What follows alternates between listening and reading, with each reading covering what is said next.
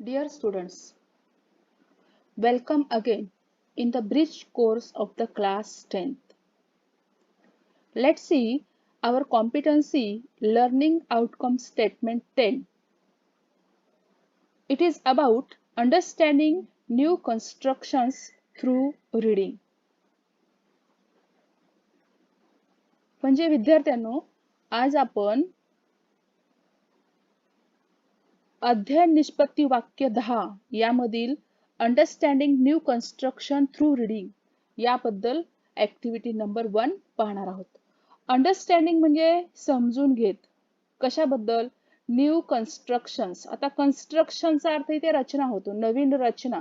परंतु इथे वाक्य रचना असा अर्थ घेऊया आपण. थ्रू रीडिंग म्हणजे वाचनाच्या माध्यमातून आपण एखाद्या वाक्याची जी नवीन रचना आहे ती समजून घेणे. अशा प्रकारे थोडक्यात ही ऍक्टिव्हिटी नंबर 1 आहे. आता बघा, लर्निंग आउटकम्स कॉम्पिटन्सी स्टेटमेंट म्हणजे अध्ययन निष्पत्ती आणि क्षमताधिष्ठित वाक्य काय आहे इथे? Understanding new construction through reading म्हणजेच आपण आपल्या वाचनाच्या माध्यमातून नवीन वाक्यरचना समजून घेणे.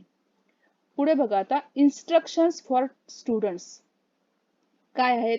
Read the passage carefully. तुम्हाला दिलेला पॅसेज केअरफुली वाचायचा आहे. पार्टिसिपेट ऍक्टिव्हली त्याच्यामध्ये कृतीशील असा सहभाग तुम्ही दाखवायचा घ्यायचा आहे.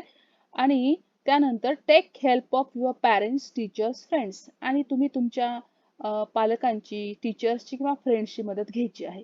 आता इथे बघा, लर्निंग ऍक्टिव्हिटी.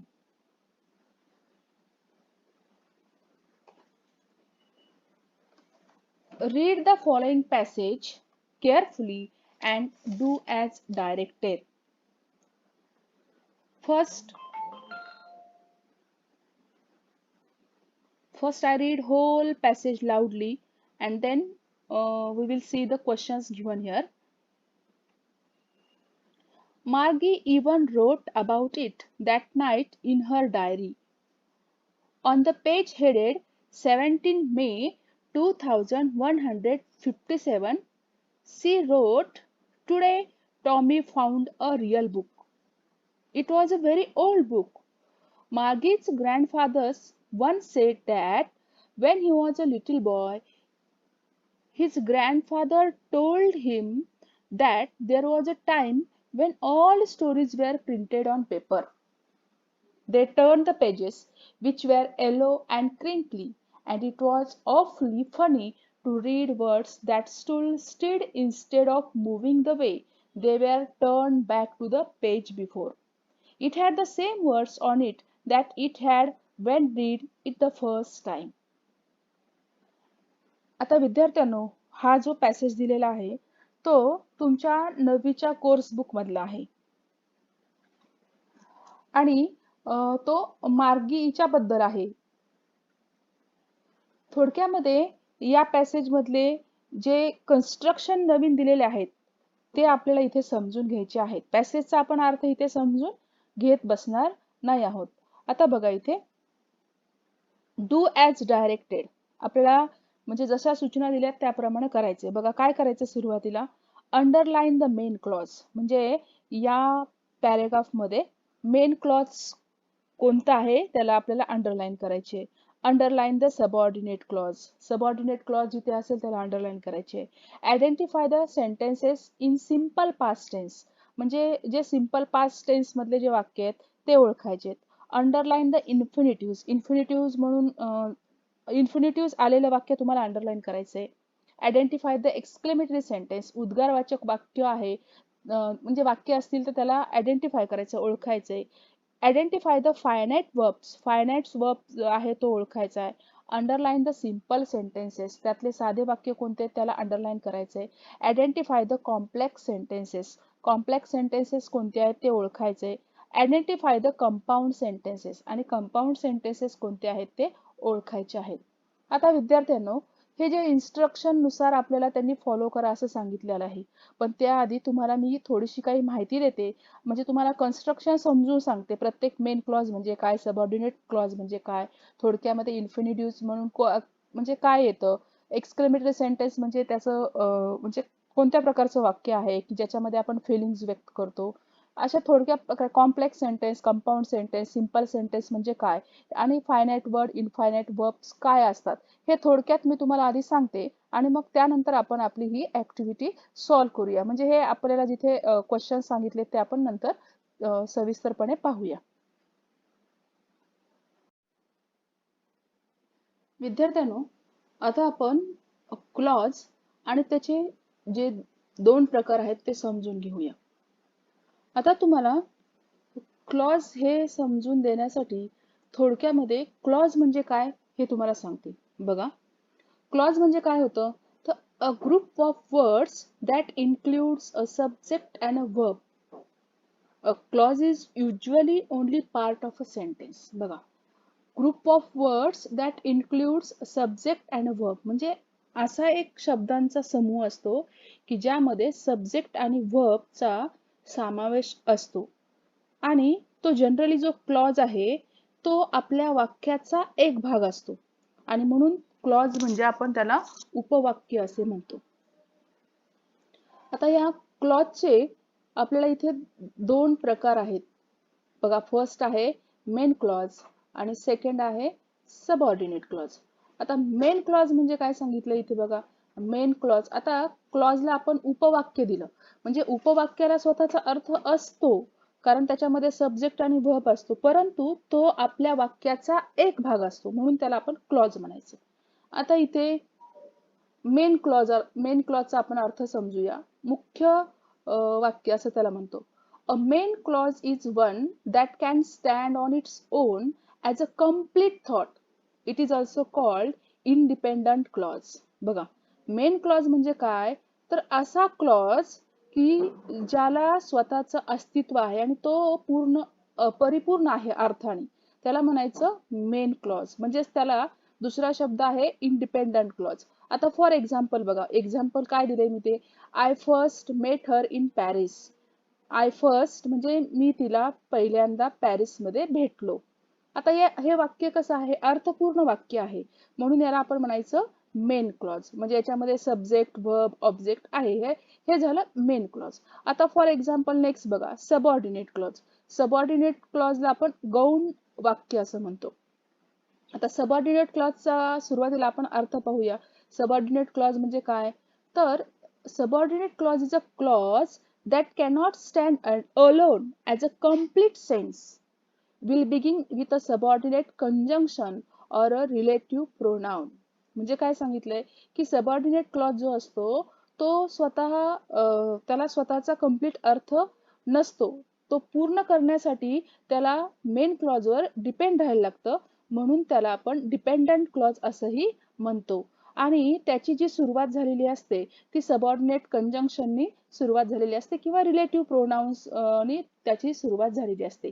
बघा, पुढे आणखीन त्याला इन्फॉर्मेशन काय दिली, that adds information to the main part of the sentence. आणि म्हणजे हा सबऑर्डिनेट जो क्लॉज आहे तो काय करतो, आपल्या मेन क्लॉजला माहिती पुरवत राहतो.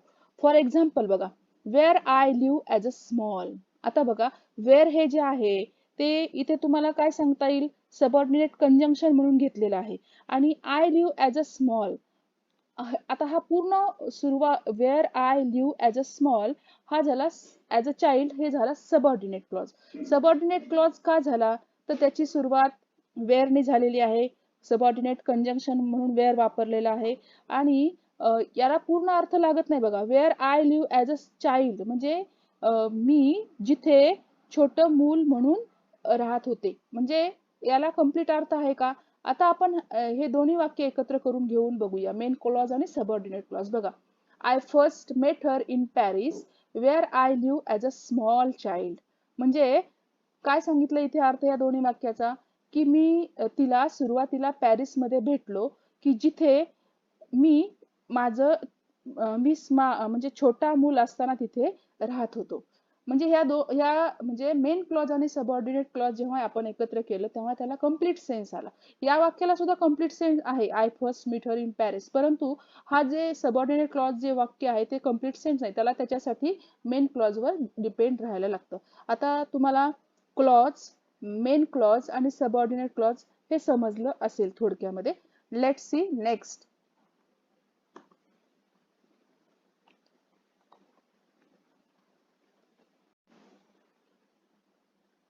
विद्यार्थ्यांनो, आता आपण फायनाइट वर्ब्स आणि नॉन फायनाइट वर्ब याचा अर्थ बघून त्यातला फरक पाहूया. आता बघा, फायनाइट वर्ब्स म्हणजे काय? The verbs which have the past or the present form are called finite verbs.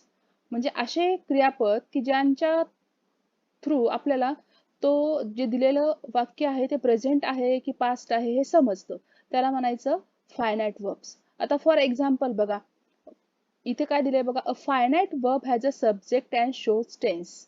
For example काय सांगितलंय, द थीप इस्केप्ड अगेन. आता इथे काय सांगितलं आपल्याला, finite verb has a subject and shows tense, म्हणजे आपल्याला इथे टेन्स कळतो आपल्याला. फायनाइट वर्ब म्हणजे इस्केप म्हणजे पळाला. आता next, Sara is crying with joy. आता इज हे फायनाइट वर्ब आहे, आपल्याला इथे समजलं. इज म्हणजे इथे प्रेझेंट कंटिन्युअस टेन्स दिलेला आहे, इज फायनाइट वर्ब आहे. म्हणजे थोडक्यात फायनाइट वर्ब म्हणजे काय, तर आपल्याला त्यामधून पास्ट किंवा प्रेझेंट फॉर्म वापरलेला आहे हे समजतं. आता बघा, non finite verbs. Non finite verbs म्हणजे काय, तर it is a form that does not show tense. म्हणजे त्याच्यामधून आपल्याला कोणता काळ वापरला हे कळत नाही. You cannot tell if a sentence is in the past tense, present tense or future tense. म्हणजे दिलेलं वाक्य जे आहे ते आपल्याला समजत नाही की ते प्रेझेंट टेन्स मधलं आहे की पास्ट टेन्स मधलं आहे की फ्युचर टेन्स मध्ये. इथे जसं आपल्याला समजतं की पास्ट टेन्स वापरलाय की प्रेझेंट टेन्स. आता याचे 3 प्रकार आहेत नॉन फायनाइट वर्बचे. पहिला आहे जिरंड, दुसरा आहे इन्फिनिटिव्ह आणि तिसरा आहे पार्टिसिपल. आता जिरंड म्हणून तुम्हाला माहिती आहे आयएनजी फॉर्म वापरतात. त्यानंतर इन्फिनिटिव्ह म्हणून टू वापरतात, परंतु त्याच्यासाठी क्रियापदाचं पहिलं रूपच असलं पाहिजे. पार्टिसिपल्सचे 2 प्रकार आहेत, प्रेझेंट पार्टिसिपल आणि पास्ट पार्टिसिपल. मग प्रेझेंट पार्टिसिपल मध्ये आयएनजी फॉर्म येतो आणि पास्ट पार्टिसिपल म्हणजे पास्ट पार्टिसिपल म्हणजे तिसरं रूप क्रियापदाचं. फॉर एक्झाम्पल, सिंगचं सॅंग, रिंगचं रंग, हे असं थोडक्यामध्ये. म्हणजे आता फॉर एक्झाम्पल आणखीन एखादं तुम्हाला सांगता आला तर, गो वेंट गॉन. गॉन हे पास्ट पार्टिसिपल झालं, म्हणजे क्रियापदाचं थर्ड रूप, याला म्हणायचं पास्ट पार्टिसिपल. आता तुम्हाला थोडक्यात लक्षात आलं असेल की फायनाइट वर्ब काय करतो, तर आपल्याला प्रेझेंट फॉर्म आहे की पास्ट फॉर्म आहे हे सांगतो. आणि नॉन इनफायनाइट वर्ब काय सांगतो, तर वाक्य कोणत्या काळात आहे हे सांगू शकत नाही, परंतु त्याचे आपल्याला प्रकार मात्र समजून घेणे महत्वाचे आहे. की जिरंड म्हणजे आयएनजी फॉर्म, इन्फिनिटिव्ह म्हणजे टू आणि फर्स्ट क्रियापदाचं पहिलं रूप, पार्टिसिपलचे 2 प्रकार, प्रेझेंट पार्टिसिपल आणि पास्ट पार्टिसिपल. एवढं जरी तुम्ही लक्षात ठेवलं तरी तुम्ही ऍक्टिव्हिटी मधले क्वेश्चन सॉल्व्ह करू शकाल.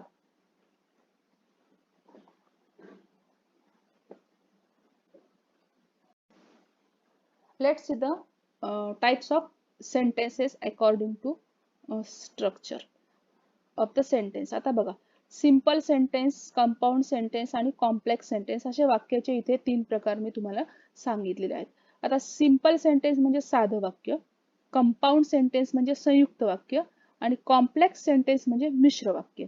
आता सिंपल सेंटेन्स हे कसं ओळखायचं, की ज्याच्यामध्ये सब्जेक्ट आणि व्हर्ब असतो किंवा सब्जेक्ट आणि प्रिडिकेट असतो, असं म्हणलं तर आणखीन जास्त तुम्हाला समजेल. की सब्जेक्ट आणि राहिलेला भाग सगळा प्रिडिकेट, असं त्याला आपण म्हणतो की ज्यामध्ये सिंपल सेंटेन्स असतो जनरली. आता फॉर एक्झाम्पल, सी स्माइल्ड. आता याच्यामध्ये सब्जेक्ट आणि व्हर्ब आहे.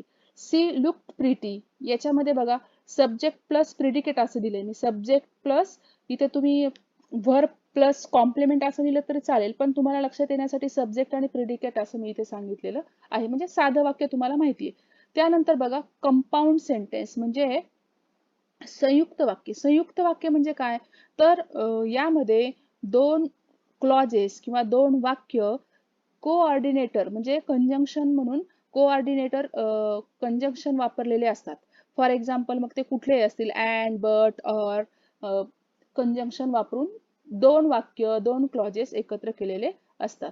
आता बघा, a compound sentence has 2 or more simple sentence joined together usually with comma and a coordinating conjunction. म्हणजे काय सांगितलंय, कंपाऊंड सेंटेन्स जो असतो त्याला जनरली 2 किंवा 2 पेक्षा जास्त सिंपल सेंटेन्स त्याच्यामध्ये जॉईन केलेले असतात आणि त्याच्यानंतर कॉमा दिलेला असतो किंवा जनरली कोऑर्डिनेटिंग कंजंक्शन त्याच्यामध्ये वापरलेलं असतं. आता बघा for example she smiled and she laughed. बघा दोन वाक्य दिले तिथे. सी स्माइल ती हसली आणि सी लाफ म्हणजे ती जोराने हसली असा अर्थ इथे. इथे गालातल्या गालात हसणे आणि इथे जोराने मोठ्याने हसणे.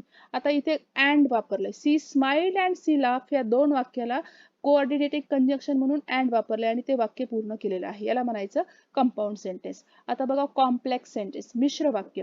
आता याच्या आधी सुरुवातीला आपण डेफिनेशन पाहूया. A complex sentence is a simple sentence with subordinate clause join to it. म्हणजे काय सांगितलंय की आणखीन तुम्हाला समजून जास्त येण्यासाठी complex sentence is a sentence in which 3 or more than 3 clauses are joined in the to the main clause is called as a complex sentence. म्हणजे काय तर मेन क्लॉज जो असतो त्याच्या म्हणजे मेन क्लॉजला जवळजवळ 3 किंवा 3 पेक्षा अधिक असे क्लॉजेस जोडलेले असतात, त्याला म्हणायचं कॉम्प्लेक्स सेंटेन्स. आणि जनरली कॉम्प्लेक्स सेंटेन्स मध्ये इथे जे सबऑर्डिनेटिंग कंजंक्शन वापरले असतात ते WH वर्ड वगैरे असतात. हे तुम्हाला लगेच एखादं स्ट्रक्चर दिल्याबरोबर समजेल की she smiles when she is a happy. इथे वेन हा जो आहे तो कंजंक्शन म्हणून इथे वापरलेला आहे. म्हणजे तुम्हाला इथे काय करता येईल, लक्षात येईल तुमच्या की इथे दोन वाक्य किंवा दोन क्लॉजेस जोडलेले नाहीयेत, तर पहिल्या मेन क्लॉजला सबऑर्डिनेट म्हणजे सपोर्ट करण्यासाठी पुढचा जो क्लॉज आहे तो दिलेला आहे.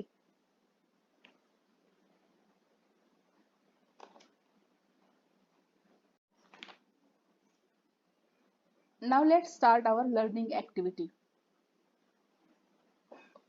Do as directed.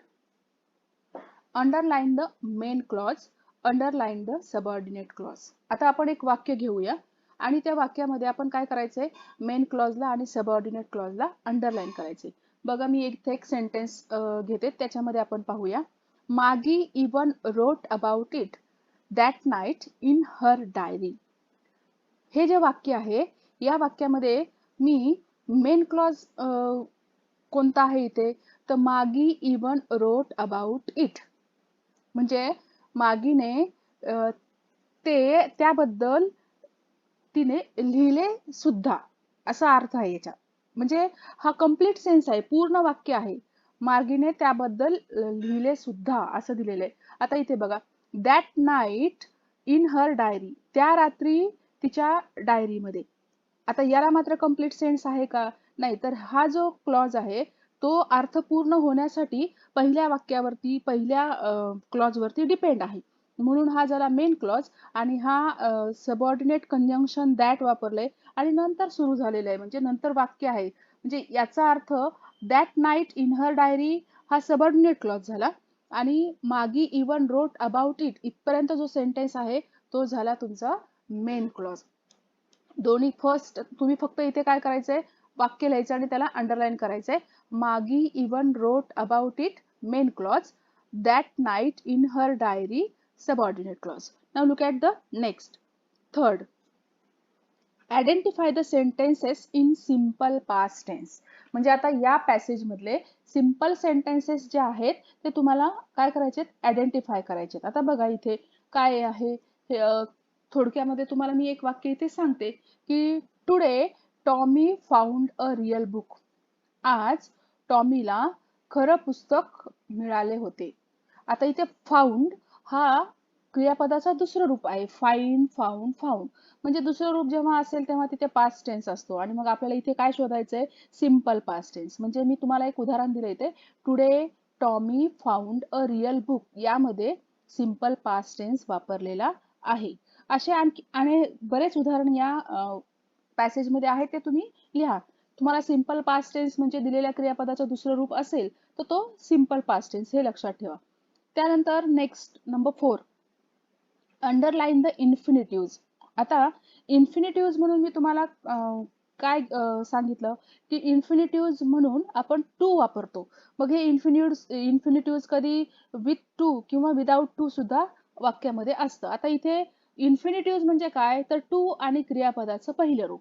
आता एक कोणता सेंटेन्स आहे इथे इन्फिनिटिव्ह म्हणून वापरलेलं, इथं फॉर एक्झाम्पल बघा, it was awfully funny to read words. हे जे सेंटेन्स आहे ते काय आहे, इन्फिनिटिव्ह वापरून केलेलं आहे. बघा, इन्फिनिटिव्हला तुम्हाला अंडरलाईन करायचंय तर टू रीड याला अंडरलाईन करायला लागेल तुम्हाला, म्हणजे तुम्ही इन्फिनिटिव्ह समजून घेतलं.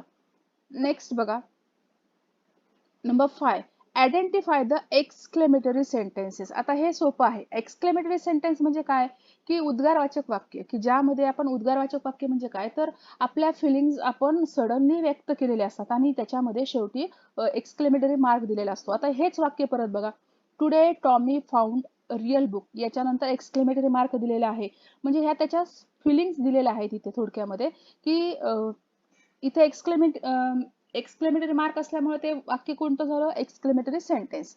आता नेक्स्ट बघा, number 6, identify the finite verbs.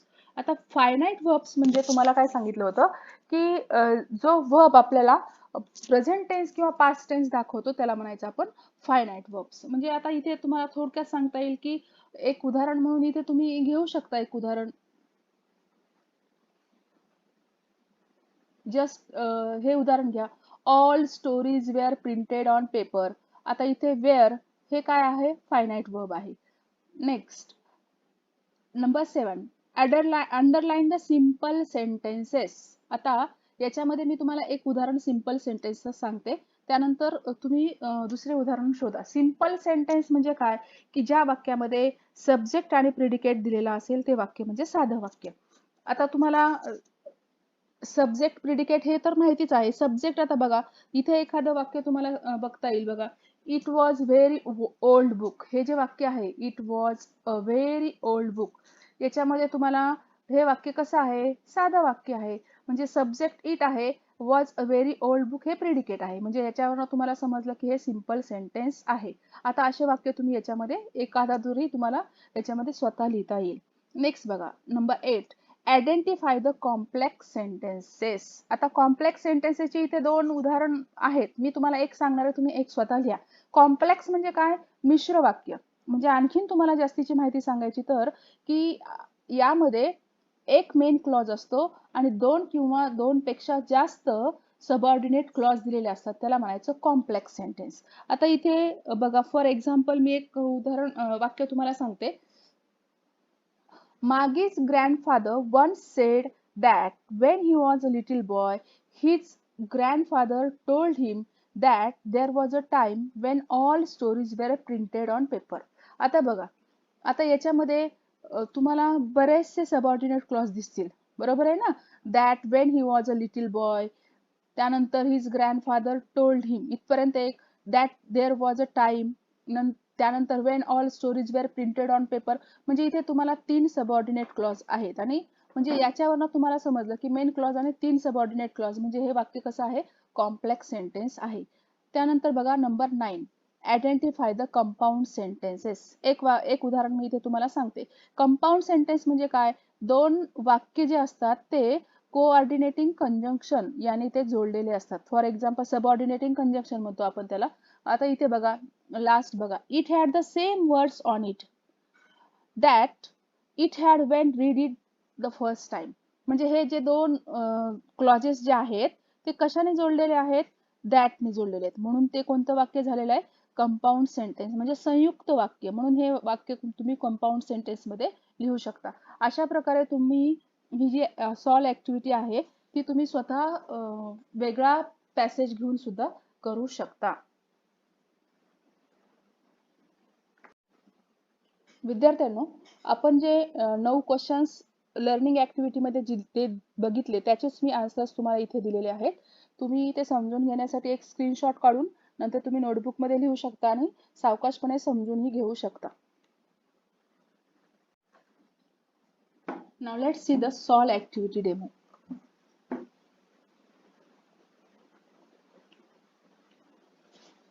Facilitator shows a demo of the activity.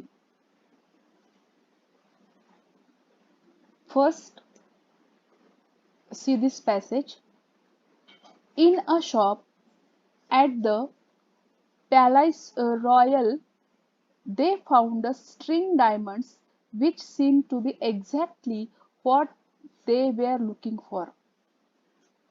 It was worth 40,000 francs. They could have for 36,000. So they begged the jeweler not to sell it for 3 days, and they made an arrangement that he would take it back for 34,000 francs if the other necklace was found before the end of the February. Now look at the uh, activity. Do as directed.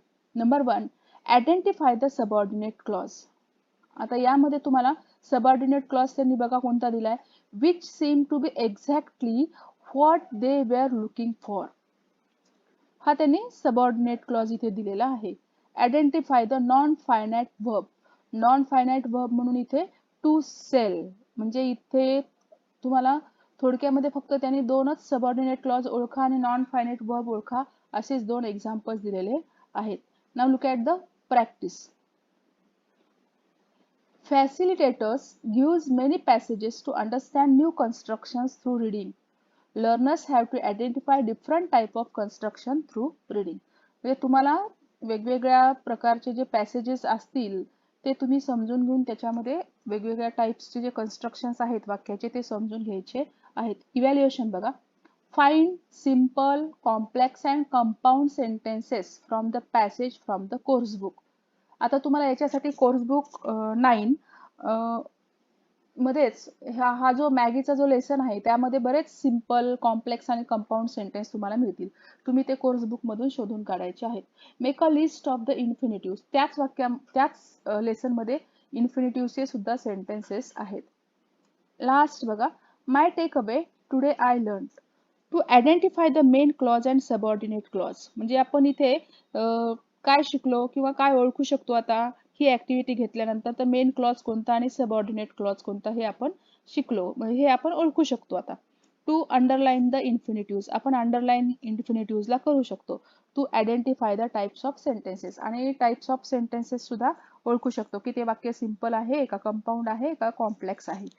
अशा प्रकारे आपण आपली जी activity आहे statement 10 मधली activity number 1 ही complete केलेली आहे.